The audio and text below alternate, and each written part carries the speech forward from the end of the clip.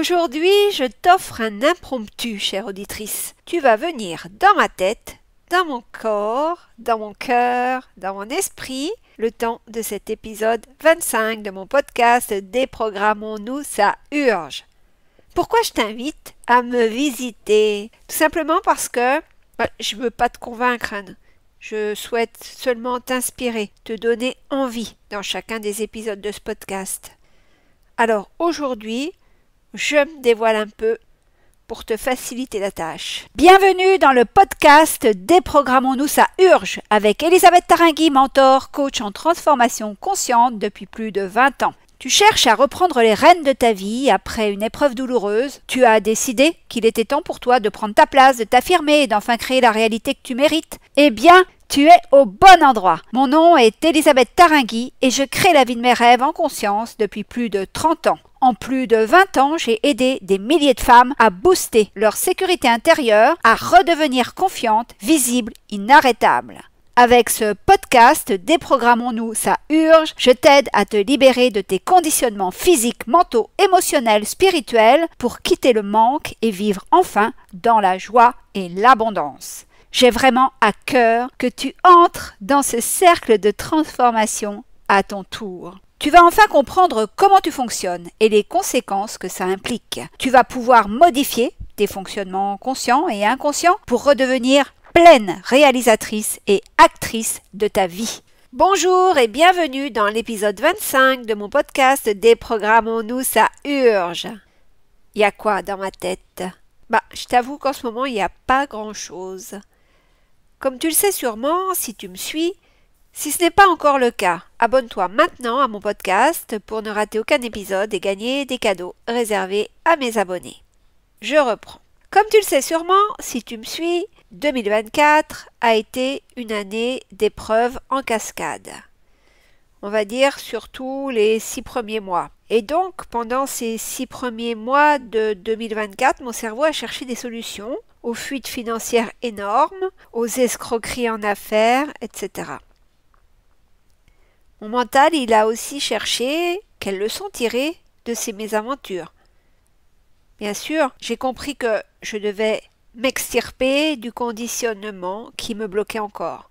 Je devais arrêter de vouloir faire des millions d'euros avec mon entreprise. Mon cerveau m'a montré que ce conformisme à la femme entrepreneur millionnaire ne me correspondait plus. Et ouais, j'ai foiré pas mal d'affaires en 2024 parce que aussi mon intention ne venait plus de mon cœur et encore moins de mon âme. Faire des millions, c'est pas du tout ce que mon cœur ou mon âme voulait. J'ai d'ailleurs fait un épisode de podcast il y a quelque temps au sujet de l'intention que tu mets quand tu désires attirer telle ou telle réalité dans ta vie. Je t'encourage à aller l'écouter si tu ne l'as pas fait ou le réécouter, bien sûr. Cette année m'a appris que je devais perdre pour gagner. Et surtout que, le jour où j'aurais plus rien à perdre, j'aurais enfin dégommé toutes les programmations, les conditionnements, les limites. Je t'ai dit tout à l'heure qu'il n'y a plus grand-chose dans ma tête. Ouais, j'ai retrouvé ma sérénité il y a à peu près 6 mois maintenant. Donc, dans ma tête, c'est une pensée à la fois. C'est grandement suffisant. Mon cerveau a arrêté de ressasser mes galères du début d'année, et c'est tant mieux. Je pense davantage à mon avenir, mais sans l'imaginer vraiment. C'est-à-dire que je laisse la vie, l'univers me surprendre. Allez, viens dans mon corps, je t'y invite. Tu sais maintenant, grâce à l'épisode 24, quelle est mon alimentation et à quel point je prends soin de manger les aliments qui me conviennent le mieux, qui me font plaisir, des aliments non transformés et le plus frais possible. Être en santé signifie manger les aliments qu'il te faut et surtout avoir un système digestif en santé parfaite pour les digérer et les assimiler. Si tu as des problèmes digestifs, tu seras malade de plus en plus. Encore une fois, si tu as loupé l'épisode consacré au déconditionnement alimentaire, va l'écouter. Ma santé est au beau fixe, mon poids est toujours de 48 kilos comme quand j'avais 18 ans. Ça, il n'a jamais varié, c'est top. J'ai beaucoup d'énergie et je dors 6 heures d'affilée, comme depuis mes 18 ans. Et toi, est-ce que tu te portes bien ou pas? Le corps, c'est précieux. C'est vraiment ton véhicule dans cette vie incarnée. Donc c'est super important qu'il soit en pleine forme, qu'il se repose, qu'il mange bien, qu'il pète le feu. Prends-en soin. Maintenant, chère auditrice, viens dans mon cœur. Il est lourd, bien sûr, des nombreuses pertes de cette année.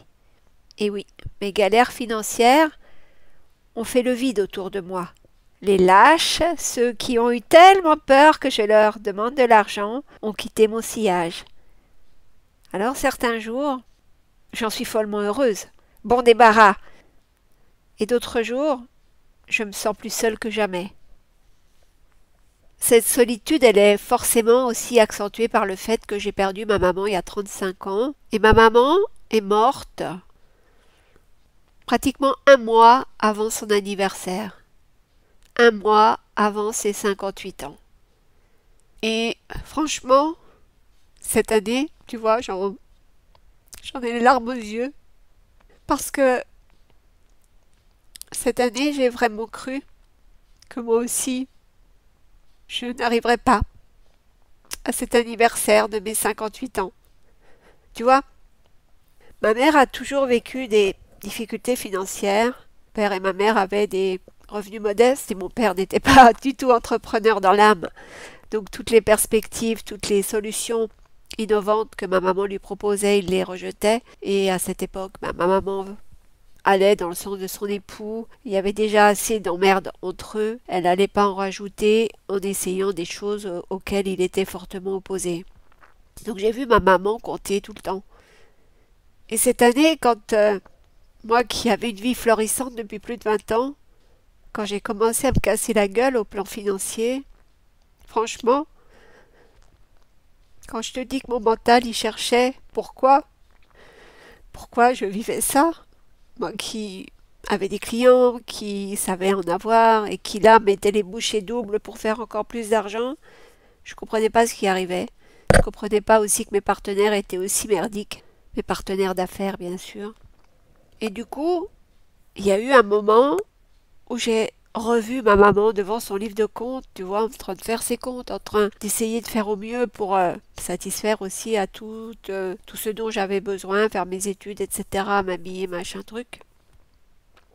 Et je me suis dit, putain, j'ai l'impression que je vis ce que ma maman a dû endurer toute sa vie, mais peut-être encore plus pendant sa dernière année de vie. Et franchement, tu vois, c'est très émouvant de te parler de ça. Moi, un coup pour faire passer les pleurs. Et je me suis demandé si moi aussi, je n'allais pas mourir cette année. Ça peut te paraître très con, mais qui vivra verra. Mon anniversaire n'est pas encore arrivé. Donc ça sera fixé dans une quinzaine de jours. Voilà. Bon, ce moment d'émotion n'était pas forcément prévu dans cet épisode de podcast. Mais voilà, je couperai pas, je le laisserai tel que. Je t'ai dit, aujourd'hui l'épisode c'est un impromptu. Si je reprends, je te disais que mon cœur est lourd par moments. Et c'est tout ce micmac, tu vois, ces gens qui rient, gens qui pleurent, j'ai envie de rire de l'épanchement que je viens de te faire, mais il y a sans doute une raison à ce partage et sans doute aussi une libération pour moi et j'espère pour toi en même temps. Et ce cœur lourd, heureusement, il s'est gorgé de rencontres fabuleuses de juin à octobre cette année. C'était des rencontres éphémères, des rencontres joyeuses aussi, des rencontres enrichissantes que j'ai faites pendant tout cet été. Comme je te l'ai dit il n'y a pas longtemps, octobre c'est mon mois d'anniversaire, comme il l'était pour ma maman. Mon père, lui, il est né début novembre et mon frère fin septembre. Tu vois, 3 scorpions et une balance dans ce nid familial. Et de tout ce monde, je suis la seule survivante. Bien sûr, octobre rend mon cœur joyeux comme tous les ans, car je suis en vie. Et tu comprends maintenant comme c'est précieux pour moi. Je suis en joie parce que mon anniversaire approche et que c'est toujours un jour que je passe seule souvent, mais toujours heureuse, toujours en gratitude d'avoir vécu encore une année supplémentaire. Mais tu l'auras compris, octobre alourdit mon cœur aussi. Mon cœur vibre car je souhaite ouvrir un nouveau chapitre sur le plan professionnel. Donc forcément, je vis l'excitation de nouveaux projets exaltants. Je souhaite pour moi une vie pleine de sens, comme elle l'a toujours été, une vie plus proche des animaux, plus proche de la nature. Je ressens vraiment ce besoin-là. 2024 m'a montré la futilité des réseaux sociaux, l'industrie du coaching qui est devenue complètement vérolée, et je ne peux plus continuer à y travailler autant. Le monde change et je dois changer certaines de mes habitudes pour vivre la vie qui me correspond et me comble vraiment. Et toi, est-ce que ton quotidien te satisfait pleinement, chère auditrice? Ou est-ce que tu dois changer des habitudes, changer ton regard, changer tes relations? Si tu veux parvenir à le savoir, dis merde à ton mental car il te protège comme un parent aimant. Et ensuite, fais silence, écoute ton cœur. Ton cœur sait toujours et ton corps aussi sait toujours. Mon cœur, à moi, résonne avec celui des personnes que je côtoie le plus. Avec le cœur de Rox, mon chien ami voisin. Avec le cœur des chiens et des chats que je croise. Avec le cœur des oiseaux que j'observe. Mon cœur répond au cœur de la terre, du ciel, du soleil, de la lune. Tu vois, je suis une personne humaine, comme toi. Mais j'utilise mon cœur comme gouvernail plutôt que ma tête. Toi comme moi vivons une expérience rare. Nous sommes incarnés sur la planète Terre, nous qui sommes des êtres spirituels. Si je t'emmène maintenant dans mon esprit, tu vas voir qu'il est paisible, il pratique la gratitude. Et oui, je dis merci à la vie, merci à mon lit de m'accueillir chaque soir, merci à la maison qui m'abrite, je dis merci de manger à ma faim, merci d'être en santé, merci d'avoir créé ma vie depuis plus de 35 ans. Je remercie la nature, la pluie, le vent, le soleil, la mer de m'éblouir chaque jour. Merci à la montagne, aux oiseaux, aux fleurs. Merci, merci, merci.